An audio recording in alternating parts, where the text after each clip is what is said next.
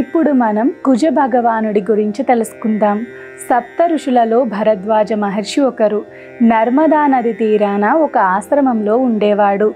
ఒకరోజు నదిలో స్నానం చేయడానికి వెళ్ళగా అక్కడ ఒక అప్సరస స్నానం చేస్తూ కనిపించింది. అప్సరస అందాన్ని చూసి భరద్వాజుడు ఆమె మోహంలో పడ్డాడు. విధివశాన ఆ దేవకన్య భరద్వాజ మునితో కలిసి గర్భం దాల్చింది.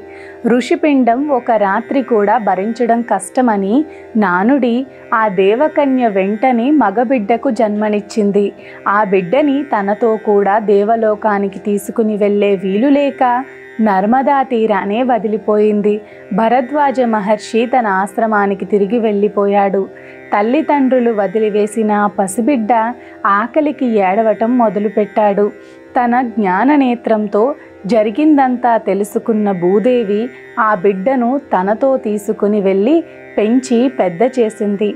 పెరిగి పెద్దవాడైన ఆ బాలకుడు తన తండ్రి ఎవరో చెప్పమని భూదేవిని అడిగాడు.